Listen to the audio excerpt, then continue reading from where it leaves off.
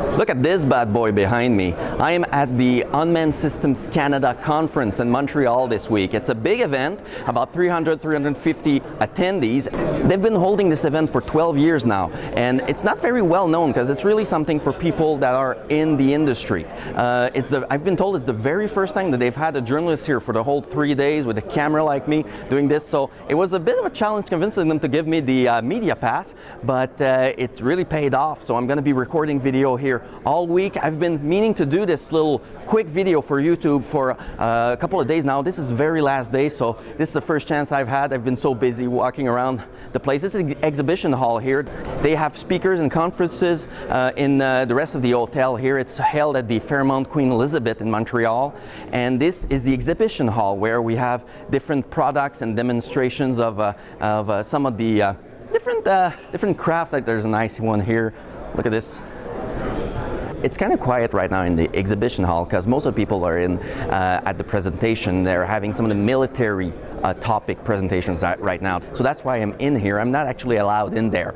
But I'm hoping I'm going to be able to speak to a few people when they come out and maybe find out a little about what's so secret about these military presentations. They probably won't give me any relevant details, but you know, I'll try anyways.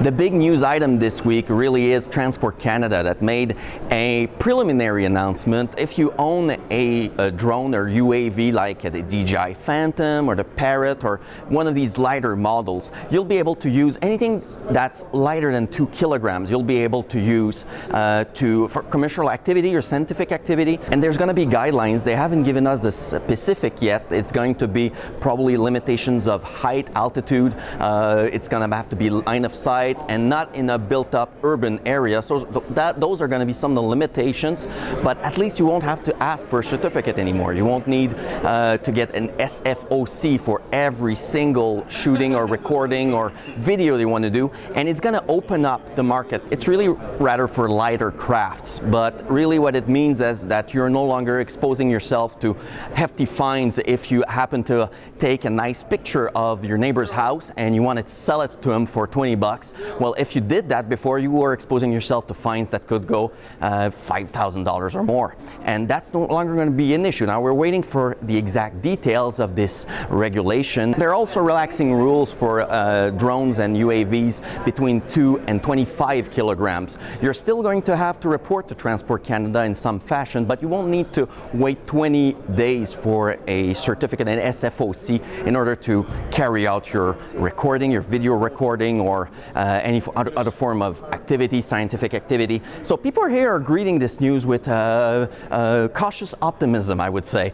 For very large operations, of course, it's not going to change anything. If you're doing anything out of line of sight, it won't change anything. But for anybody who wants to, like me, drone journalism or maybe video production, small-scale video production, it's going to be a big game changer because it means that anybody can buy a small craft, a small UAV, slap a camera on top of it and start selling their video or pictures. And as long as they follow some basic rules, like I mentioned, probably there's going to be a limitation in altitude. It's going to have to be line of sight.